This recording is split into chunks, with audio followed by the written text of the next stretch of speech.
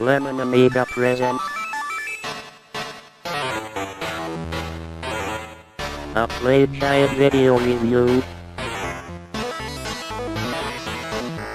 Sit back and enjoy the show.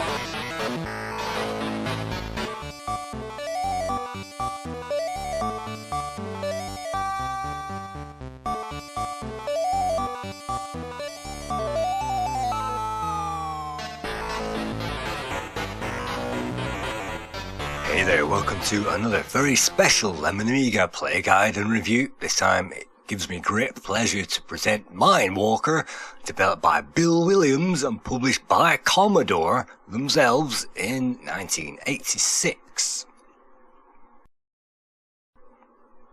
This review was once again sponsored by Johnny Smoesau, and the game opens without any music whatsoever. By clicking on that title page we get to the options, and by clicking on the Hall of Fame you can see I've played this game twice already. We can also click on the disc icon and that will bring up some options of the worlds that we can choose. If we've unlocked them, we can also start a new game on the same world or save our current progress. And I think that saves as soon as you unlock a different world. I'm not quite sure, and there are 4 presets on the title page. Let's go for number 1. At the start of the game you'll see that we are beside a crystal, and the aim of the game is to link the crystals to the crystal housing, the crystal homes, which are highlighted on the map. Let's reveal the map, and you can see a flashing square in the bottom. That's actually the socket that we're supposed to line this thing up with, and you can line any one of these crystals, the yellow crystals, up with the socket, but there is only the one socket that you can line those up with. So we are playing as the wizard at the moment, and the wizard can activate paths on the pink area that you can see in the middle of the map. So using the wizard, simply walking onto a new square will form the path, and it's our job to keep an eye on that and link the path, of course, to where we need it to go. So we've found the crystals, we can click on the path. So we've gone all the way too far to the south, and we've gone into another zone. And if you wander into another zone, you won't be able to activate a path along that. So let's walk backwards, and let's find where we are. And now let's walk across and see if we can link the path to the socket.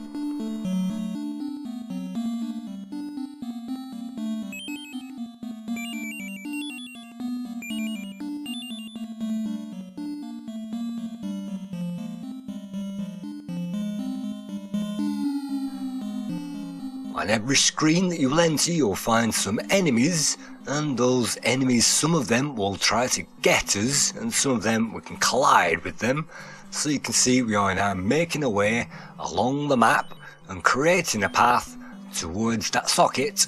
And because this area is all in the same colour, we only need one character to do that at this stage. We'll be seeing the characters a bit later on.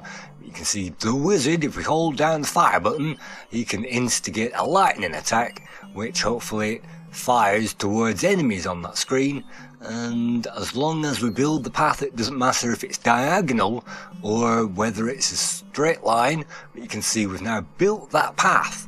So let's move on to the next screen, and you can see some columns here. Unfortunately you cannot build a path on the places that have columns on them, I don't think, because they're too high to climb.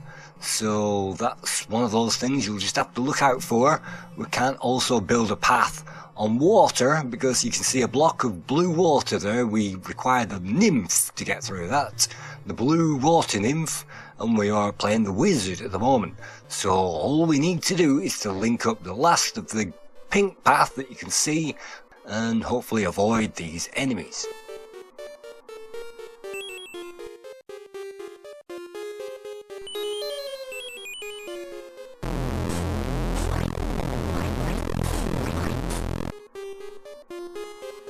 If you you walk off the screen and walk back on it again, all the enemies will be reset, and also the number of enemies as well. So sometimes if you find tons of enemies on one screen, you can simply walk back onto it and find fewer the next time. So we're now circling the flashing cube, the flashing square that denotes our target. That's the crystal socket. We're going to have to place that in there somehow, and you can see on the map, let's highlight the path, and yes, we only need to make one square to the side of us, and then hopefully somehow we can activate the exit. That will then take us on to the netherworld where everything goes dark and you can see various doorways. By colliding with those, that will give us a portal onto the second level, and it's obvious what we need to do. You can find doorways to the next level. You're supposed to go straight through them.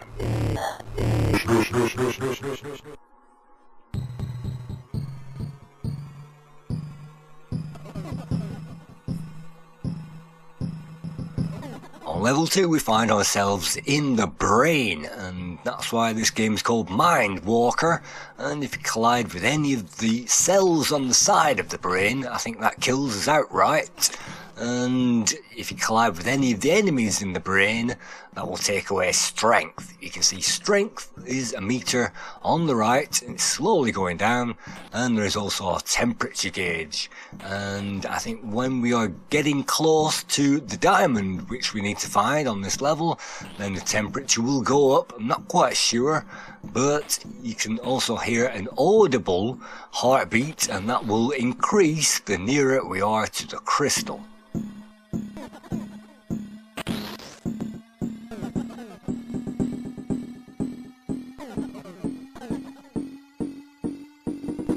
We can also hold down the fire button, and that will use our laser sword or whatever that might be to kill the enemies, and that doesn't take any strength to do that, and so we don't have a time limit. Sometimes it's possible to sweep and get rid of those enemies, but of course they'll respawn, I think, if you re-enter that level, and I don't think you can sweep and clear these levels. So we're following the heartbeat, trying to find the blue crystal that we need to find.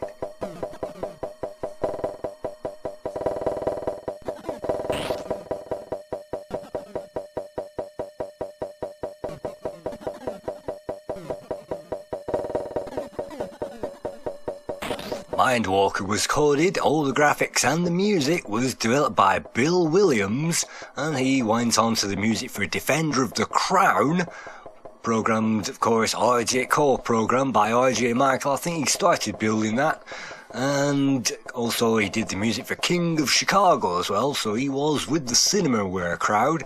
He then had a go at programming with Sinbad and The Throne of the Falcon in 1987, which has all the hallmarks of a classic Cinemaware title, but I could never get off the first screen.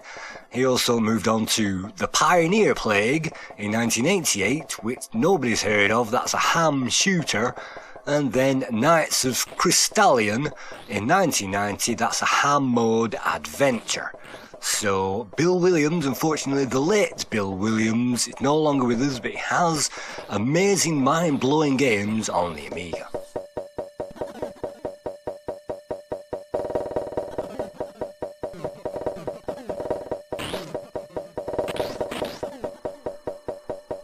See, we're getting into trouble on this particular level, and once we've found the crystal, we'll also have to find the socket or the exit door, and this reminds me of a Gauntlet clone, and only one item needs to be found on this entire level, and then once you've found it, you still need to find the exit.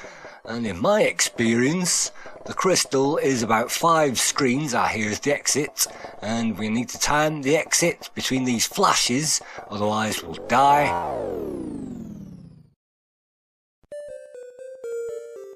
That means we've died. We'll have to try that level, the second level, all over again. That means we'll need to get through the doorway again.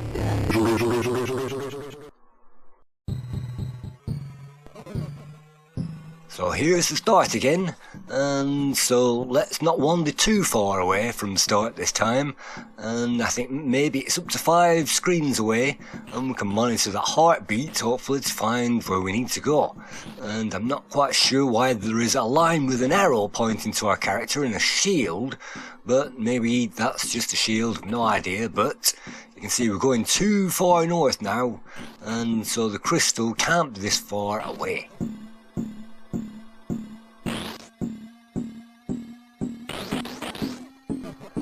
And there's the crystal. It's kind of a pyramid shape, and you can see we've got 3 lives at the top of the screen, and it takes quite a lot of damage to get rid of a life, and we've got tons of strength left. So hopefully now, if we can find the exit, we can now time our way through the brain cells, and you can see and hear that I'm trying to track my way towards it.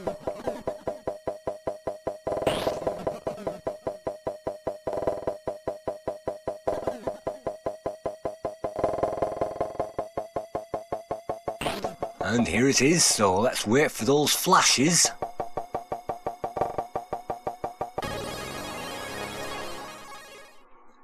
That means we move on to the 3rd section of the game, and here we get to use our mouse pointer to fire icons at the top of the screen through a barrier and between those black points, and that means if we choose the weapon that we want to fire and time that correctly, we can shoot down those things. I think we can also click on them as well at the top, and that will give us the item, but that will also waste some bonus.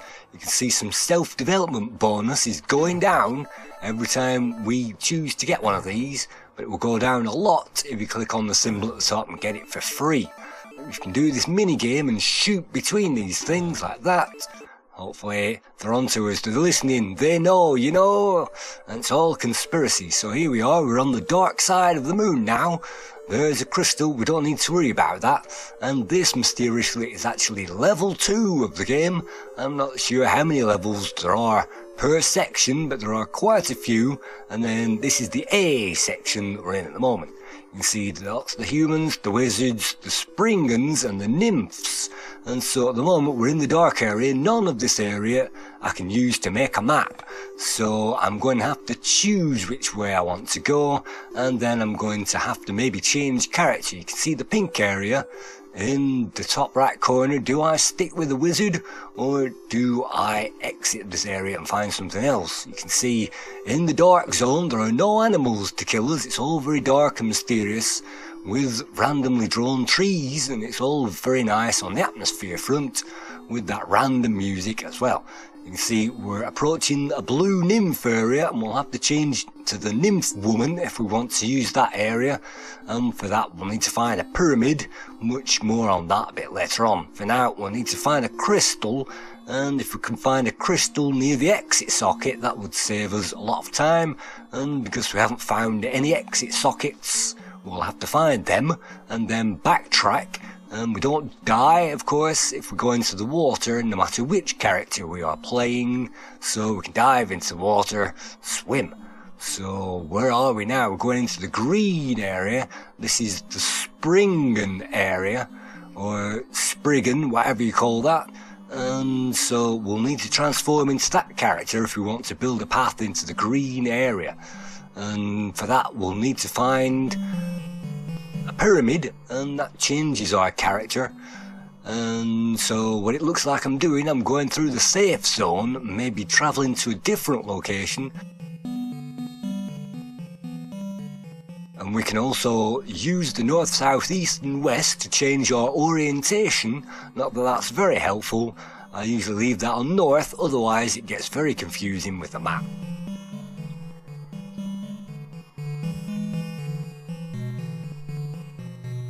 So those are the crystals, and I still can't quite see an exit. Let's move further south and let's see if we can uncover something. And you can see the enemies start to appear as we get closer and closer to the exit, and the level itself becomes more lethal. This is level 2, so you can expect it to be a bit harder than level 1 at this point. And we haven't found, well, we have found crystals, but as soon as you start building from a crystal, you'll have to use that crystal. You can choose any crystal on the entire map whatsoever, but as soon as you start using that and building the path, then you're stuck with it. And so there's the exit. It's the middle of the nymph country, so we'll have to turn into the nymph to get to the exit.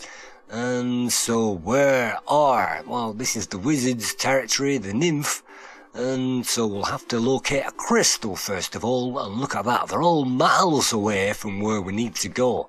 So let's carry on exploring the map, and let's see if we can find maybe a crystal a bit nearer to our destination. Those tubes are the columns that you can't get through, and there are maybe various sockets on the level, so if we carry on maybe heading west at this point, I'm hoping to find another socket and therefore link up another crystal with it.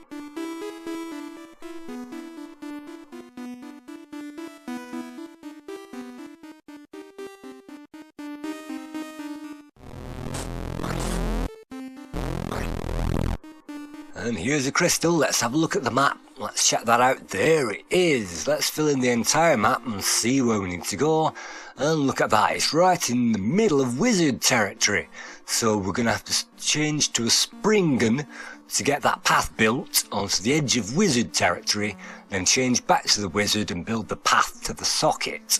So that's where we are. And so the first thing we're going to need to do is to find a pyramid, and that changes us back. Luckily there are quite a few pyramids on this level. You can click on that and there you go. So we're quite near one at the moment.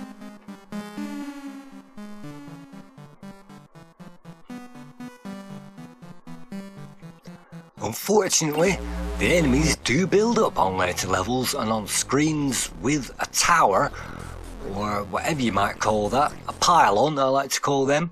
You'll have to touch that in order to unlock the room in order for you to escape it. So we get a new type of barrier, it's a pylon. And if you wander onto screens with a pylon, that's bad news. But you can see I've just changed into this little guy, that's a springen. And now, well, we've made the mistake of going back onto that level. Let's try to get off of it, and no, it's not possible without losing some energy, and it takes, I think, 4 deaths in order to lose our first life. That's the third one. We've still got 3 lives at the moment. We can't exit the screen unless we touch that pylon.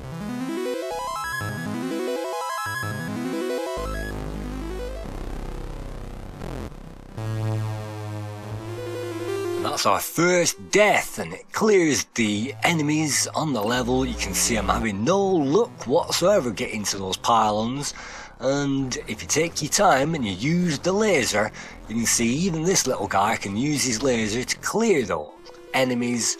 And after you've done that, tag the pylon, let's go.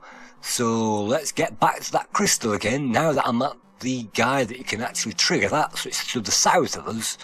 And we'll just have to remember where that is.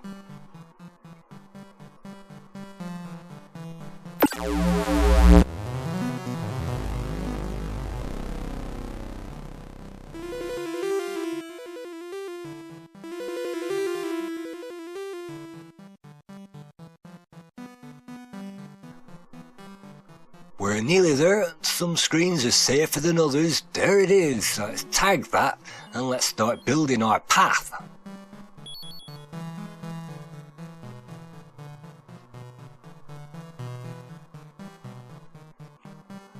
At this point it turns into a strategy game where we'll need to strategize our way all the way through this green area to get to the pink bit. And maybe it means scouting ahead, of course, but I don't think you can kill the enemies ahead of time. And we're dying needlessly now. We're in danger of losing our second life. So some of the platforms are on different levels, that's not too bad. And as long as they're not a different colour, so we're looking for the green ones, and any green ones that we find we can tag. And every green path that we tag, that's fantastic. And you can see we're trying our best now. Maybe we're moving in the wrong direction.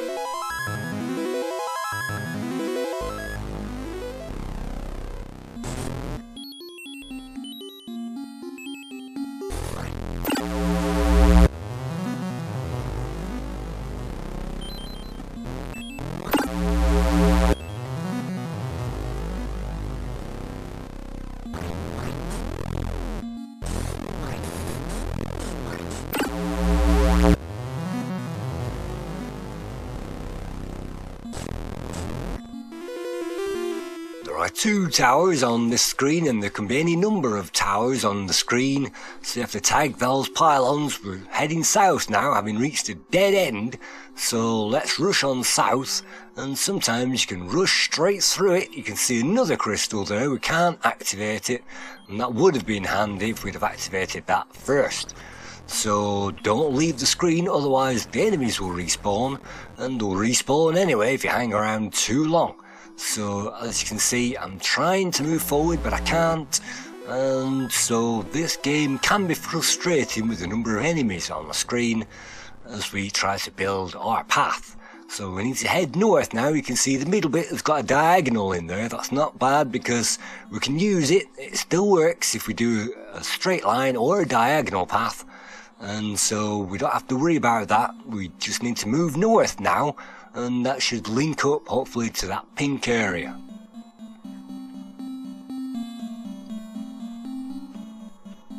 Having done that, we'll have to transform ourselves back into the wizard in order to continue that path.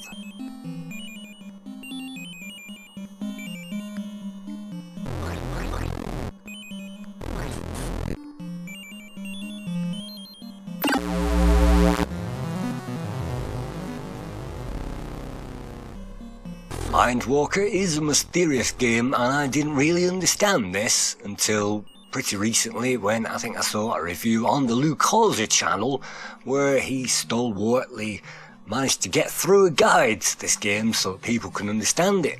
It's pretty straightforward. There are 4 characters that you can choose from, but only one of those characters can build a path on any of the coloured tiles that you find on the floor, and so if you've got the right coloured character, you can see on the map to the right place, then you can build that path, and then all we need to do is to switch character to continue the path if we wander onto another coloured tile. And that's basically it, but it's not so obvious and it's not so easy to put that into practice. In the first place, we're running out of green tiles now, but that should be enough with this character to link up to the pink area. So what we're actually doing now, apart from running away, hopefully we'll find a safe place to bring up the map and find ourselves where those pyramids are.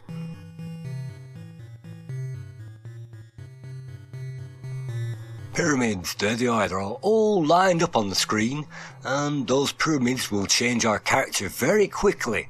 This is being played on an NTSC 000 machine, and you can see it swaps characters very quickly. But if we slow down that footage, you can see we are changed into the woman. That's the water nymph. That's for the blue squares. We can now change into this guy, the bouncy guy. He's for the green squares. The human is actually a male human. And wandering back into there, we can now change back to the wizard. So that happens very quickly, and I've slowed down that footage, but we're now the wizard again. So that means navigating our way through this crazy landscape. It means we can get on with that job. And yes, I am using a stock 000 NTSC machine. This is the machine that this game was designed to run on. So if you run this in PAL, it will run a lot slower. And this random music as well, which I don't think it is random, but it sounds like it, that will also run a bit slower.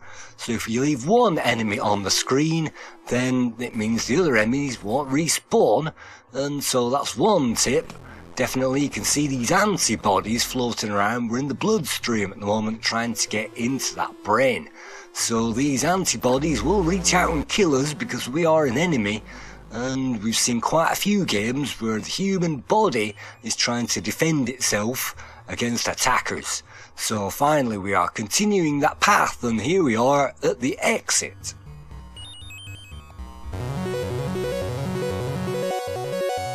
Now everything gets flipped over and we have one exit on the screen. Let's try to get through that.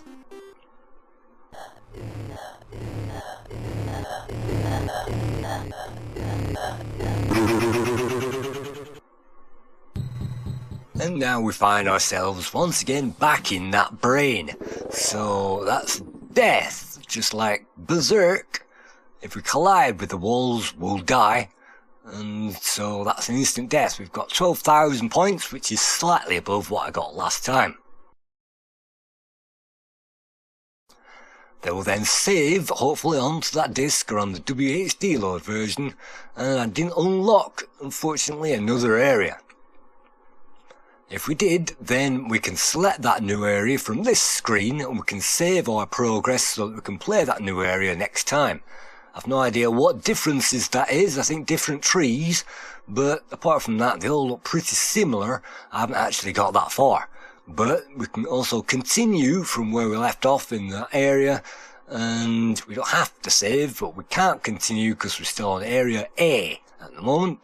And so from here we can also select the preset mode. If you select the preset 1 mode, then that usually means that you can complete the journey from the crystal all the way to that crystal exit, that crystal socket, using just the one character. You can see the pink zone can link this crystal to the exit, and as long as you get around those tubes, you can do it with just the one character. So that's what preset 1 means. And you can also pause with the P key and quit back out. And so you can see ham mode presentation on this screen. Clicking on preset 2 will mean it's a completely different map, but also it means that the crystals will require 2 characters to get the crystal to the socket. You can see we're in the middle of human zone at the moment, the maroon colour. We need to get into that pinky purpley bit. So we start off with the right character, but we can also flip between them.